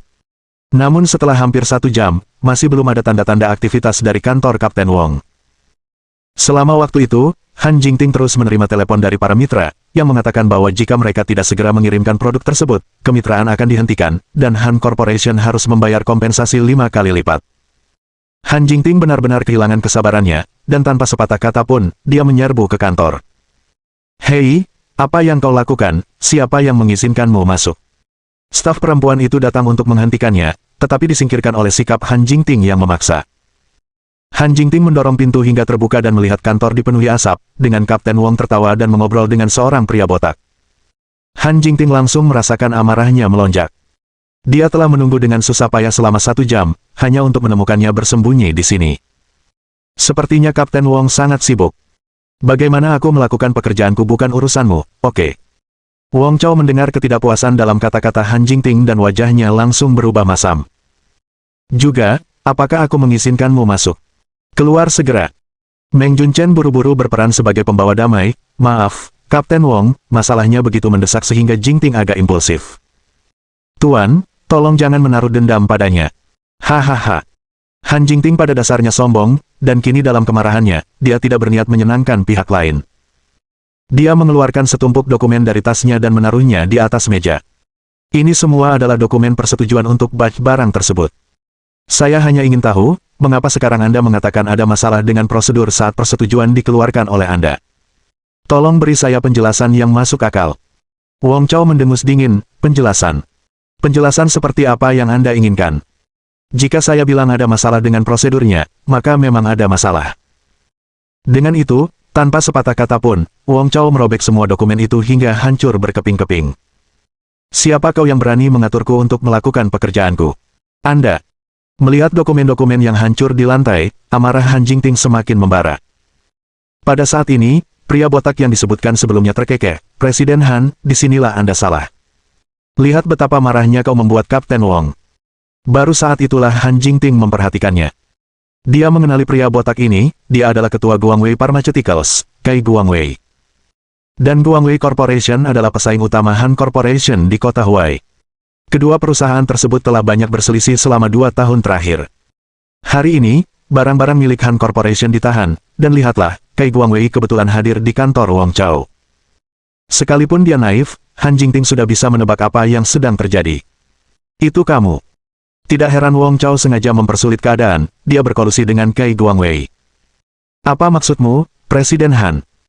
Saya tidak begitu mengerti, kata Kai Guangwei sambil mengepulkan asap dan tersenyum penuh arti.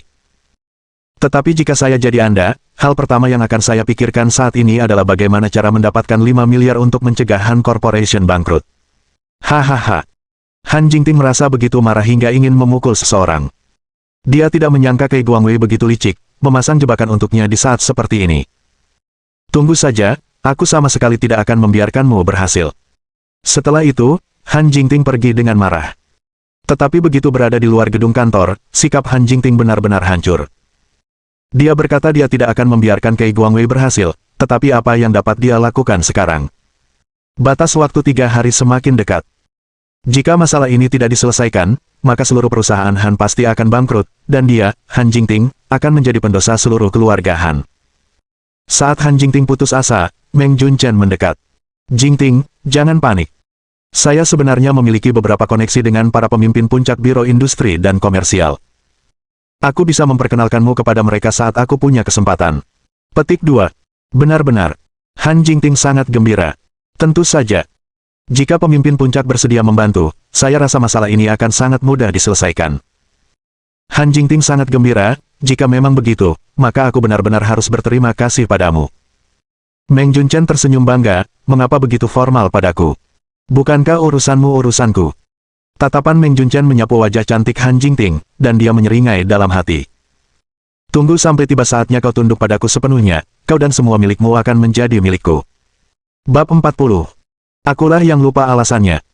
Han Jingting pulang ke rumah dan mendapati waktu sudah lewat pukul 10 malam. Dia sibuk sepanjang hari dengan penjualan pameran dan penerbitan barang sitaan. Setelah bekerja, dia bermaksud pulang ke rumah, tetapi Nyonya Han malah memanggilnya ke rumah lama keluarga Han untuk dimarahi habis-habisan. Han Chengye dan Han Yaru, yang memimpin kelompok keluarga Han, menyerang Han Jingting secara serempak, menyalahkan kecerobohan dan keinginannya karena telah menempatkan perusahaan Han dalam posisi yang sangat sulit dan menuntut agar dia meninggalkan perusahaan tersebut untuk meminta maaf. Han Jingting akhirnya berhasil membujuk Nyonya Han untuk memberinya waktu 1 hari lagi untuk menyelesaikan masalah tersebut. Setelah seharian penuh, Han Jingting merasa sangat lelah baik secara mental maupun fisik, dia bahkan tidak punya tenaga untuk mengganti sepatu hak tingginya dengan sandal dan berjalan kembali ke kamar tidurnya dengan stoking tipisnya yang masih terpasang. Begitu dia mendorong pintu hingga terbuka, dia dikejutkan oleh sosok yang telah duduk di sana untuk waktu yang lama. Melihat bahwa itu adalah Chen Xuan, Han Jingting menghela napas lega. Sudah larut malam, kenapa kamu belum tidur? Kamu tahu ini sudah malam, padahal kamu baru saja kembali. Sambil melepas jasnya, Han Jingting dengan santai menjawab, bukankah sudah kubilang? Perusahaan kami mengadakan pameran penjualan hari ini, saya sangat sibuk. Petik 2. Chen Xuan mendengus penuh arti, sibuk bermain-main, ya. Han Jingting dengan jelas mendengar sarkasme dalam kata-kata Chen Xuan dan ekspresinya langsung berubah dingin, apa maksudmu? Tidak banyak, aku hanya ingin mengingatkanmu bahwa kamu sekarang sudah menikah, dan kita punya Xiao Yu. Jangan selalu memikirkan dirimu sendiri sebelum mengambil keputusan. Chen Xuan tidak pernah menjadi orang yang picik, tetapi hari ini dia tidak mengerti mengapa dia bertindak seperti wanita picik, menghitung setiap hal kecil. Sejak dia kembali, gambaran Han Jingting yang makan malam bersama Meng Junchen terus menghantuinya bagaikan tulang ikan yang tersangkut di tenggorokannya, menyebabkan dia jengkel tiada henti, yang akhirnya dia lepaskan pada Han Jingting. Setelah menghadapi penghinaan dan dipinggirkan di luar, dia tidak menyangka akan kembali menghadapi seorang pria yang mengkritiknya di rumah. Han Jingting benar-benar marah, apakah aku perlu kau mengingatkanku apa yang harus kulakukan? Apakah kau pikir aku akan menikah dengan seorang pecundang sepertimu jika bukan karena pengaturan kakek? Apakah aku akan menyia-nyiakan masa mudaku untukmu tanpa Xiao Yu? Chen Xuan berdiri di sana, tertegun. Selama bertahun-tahun, terlepas dari apapun yang dikatakan Ding Lijuan, Han Jingting tidak pernah memanggilnya pecundang sebelumnya. Tetapi hari ini, hanya karena dia memberikan pengingat tambahan yang melibatkan Meng Junchen, dia menjadi marah besar. Chen Xuan merasakan hawa dingin di hatinya. Jadi, sejak awal, dia merasa dia tidak layak. Dia telah bertahan dengan begitu banyak hal selama bertahun-tahun hanya untuk menghindari menyakiti Xiao Yu. Dan dirinya sendiri. Dia hanyalah seorang pecundang yang telah menyia-nyiakan masa mudanya. Melihat sikap Chen Xuan yang sedih, gelombang penyesalan melanda Han Jingting. Dia kehilangan kendali atas emosinya hanya karena marah sesaat, dan begitu kata-kata itu keluar dari mulutnya, dia mulai menyesalinya. Namun Han Jingting selalu bangga, dan pikiran untuk meminta maaf kepada Chen Xuan tampaknya sulit untuk diterimanya saat ini. Saat Han Jingting ragu-ragu, Chen Xuan meninggalkan kamar tidur tanpa sepatah kata pun. Han Jingting ingin memanggilnya, tetapi akhirnya dia tidak bersuara. Orang ini bahkan berani mengamuk padanya. Dia telah kelelahan setelah bekerja seharian dan dia tidak menunjukkan sepatah kata pun perhatian padanya, malah berbicara kepadanya dengan nada sarkastis. Apakah itu semua salahnya? Terlalu lelah untuk memikirkannya lagi, Han Jingting ambruk di tempat tidur dan langsung tertidur. Keesokan paginya, ketika Han Jingting pergi ke ruang tamu, dia melihat meja makan sudah terisi makanan. Melihat Chen Xuan masih sibuk di dapur, rasa bersalah muncul dalam dirinya. Butuh bantuan? Tanya Han Jingting dengan acuh tak acuh saat tiba di pintu dapur. Tidak, itu tidak perlu. Han Jingting mulai berbicara, lalu berhenti, tepat saat dia berbalik untuk pergi, suara Chen Xuan datang dari belakangnya. Saya salah kemarin, saya terbawa suasana. Petik 2. Tadi malam, Chen Xuan tetap berada di lantai bawah sepanjang malam, merokok sebungkus rokok, dan menyadari banyak hal. Dia tiba-tiba teringat bahwa ketika Han Jingting menikahinya, itu sepenuhnya bertentangan dengan keinginannya sendiri. Sejak awal, dia sama sekali tidak punya rasa sayang padanya, jadi tidak ada masalah pengkhianatan. Terlebih lagi, pada malam pernikahan mereka, Han Jingting telah menjelaskan dengan sangat jelas bahwa dia berharap hubungan pernikahan mereka hanyalah kedok, dia tidak akan ikut campur dalam kehidupan Chen Xuan, dan berharap dia tidak akan mencampuri kehidupannya. Chen Xuan juga menyetujui pengaturan ini pada saat itu, tetapi seiring berjalannya waktu, ia menjadi terlalu sibuk dengan perannya, yang menyebabkan ledakan emosinya kemarin. Itu tidak akan terjadi lagi. Suara Chen Xuan tenang, namun dipenuhi dengan rasa ketidakberdayaan yang mendalam. Bahkan Han Jingting dapat merasakan perasaan pahit dalam kata-kata ini. Dia baru saja hendak menjawab ketika Ding Lijuan datang menghampirinya dengan ekspresi penuh rahasia, dan menariknya ke samping. Jingting, bagaimana kabarmu dengan Jun Chen kemarin? Tanya Ding Lijuan dengan penuh semangat. Samar-samar mendengar nama Meng Jun Chen, wajah Chen Xuan berubah dingin saat dia menghadapi penggorengan. Han Jingting merasakan rasa bersalah yang tak terjelaskan dan merendahkan suaranya untuk mengeluh, tidak bagus sama sekali. Ibu, bisakah ibu berhenti ikut campur dalam urusanku? Tidak ada kesempatan bagiku dan Meng Jun Chen. Ding Lijuan tiba-tiba menjadi cemas, bagaimana mungkin tidak ada kesempatan? Bukankah Jun Chen sejuta kali lebih baik dari orang tak berguna itu? Chen Xuan, yang membawa makanan yang telah disiapkan keluar dari dapur, mendengar hal ini tetapi berpura-pura tidak mendengarnya. Gelombang rasa bersalah melanda Han Jingting, dan dia memilih untuk tidak melanjutkan topik ini dengan Ding Lijuan. Di meja makan, Han Bowen sepertinya teringat sesuatu. Jingting, kudengar ada masalah di penjualan pameran kemarin, dan kamu bahkan dipanggil nenek untuk dimarahi tadi malam. Han Jingting mengangguk tanpa berkata sepatah kata pun. Chen Xuan terkejut. Dan alasan Han Jingting kembali larut malam tadi bukan untuk bertemu Meng Jun Chen, tetapi karena dia ditegur oleh Nyonya Han. Mungkinkah dia salah paham kemarin? Chen Xuan merasa sedikit bersalah. Jingting, apa yang sebenarnya terjadi di penjualan pameran? Mungkin saya bisa membantu. Sebelum Han Jingting bisa menjawab, Ding Lijuan dengan tidak sabar membentak, dengan sikapmu yang tidak berguna, bantuan apa yang bisa kau berikan? Cepat selesaikan makananmu, cuci panci, lalu bawa Xiao Yu ke kelas bimbingan belajarnya. Han Jingting menghela napas, aku punya cara tersendiri untuk menangani masalah perusahaan. Anda hanya perlu mengurus rumah saja. Petik 2. Chen Xuan mengerti. Meskipun Han Jingting tidak memerintahnya seperti yang dilakukan Ding Lijuan, pada hakikat mereka adalah sama. Di mata mereka, dia hanya akan menjadi sekadar barang dekorasi yang bisa diandalkan. Jadi begitu. Dengan kata-kata ini, Chen Xuan mengambil mangkuk dan sumpitnya dan pergi ke dapur. Mohon dukungan dari omom ante-ante sekalian, buat subscribe atau sharekan novel Mimin ke Facebook kalian, agar channel Mimin bisa terus berkembang. Dengan begitu, Mimin bisa lebih semangat untuk up novel seru lain ke depannya. Buat teman-teman yang sudah subscribe dan sharekan novel Mimin, Mimin ucapkan terima kasih sebanyak-banyaknya.